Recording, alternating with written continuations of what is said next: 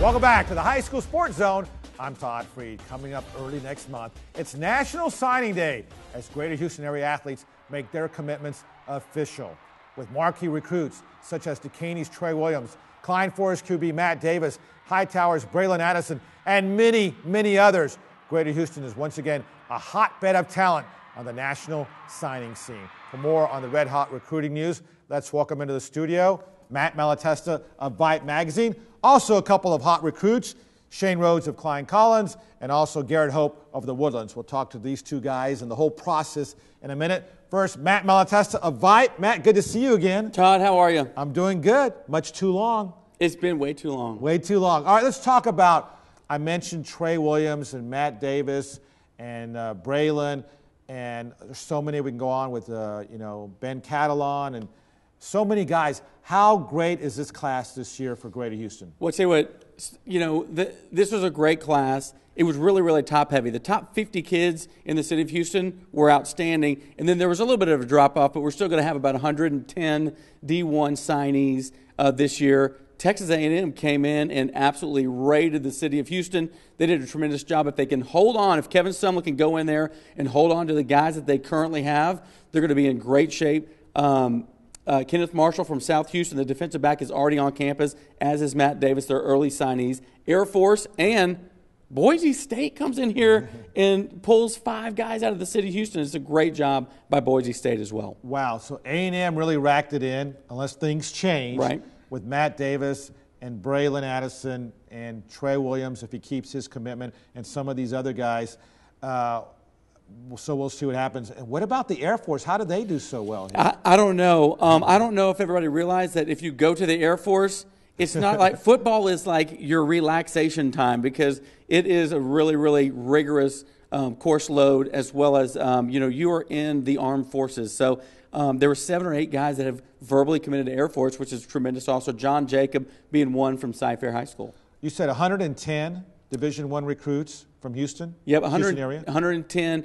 Back in 2007, when you had the likes of Andrew Luck, J.B. Shugarts, Sam McGuffey, I believe that was 2007. That year was about 130, 135. That was one of the biggest years that Houston's ever had. Those guys turned out okay, they especially did. This Andrew Luck guy. He was decent. I remember back then when he was a junior, you predicted he would win the Heisman Trophy, and which was pretty bold, and he almost did it. He let you down at the very end. He did. He let me down, and we need to find that tape. We got to find that tape, because that is a pretty remarkable prediction. Let's talk to some of these guys. Is that okay with you, Matt? That would be great. All right. Shane Rhodes committed to Boise State from Klein Collins, wide receiver.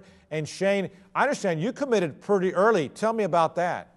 I felt that if I committed early, that I could concentrate more on my senior season, try to take it all the way, and I could relieve a lot of stress throughout the recruiting process. And so was that a good feeling just to have that out of the way? Yes, sir, it was. All right, Matt mentioned there are several guys from here going to Boise State, which is a great program. How did you and some of your colleagues around Greater Houston end up going to Boise State? Well, I feel a lot of them had the offer, and we all had the offers. But after I committed, a lot of them felt like, okay, maybe I'll have somebody to go down there with me. I'm not just far away from home alone. So after I committed, I tried to get more people jump on the bandwagon with me. You did a good job. So you were like the trendsetter or something like that. All right. Well, I'm going to talk to the guy who was with the team that knocked you out of the playoffs.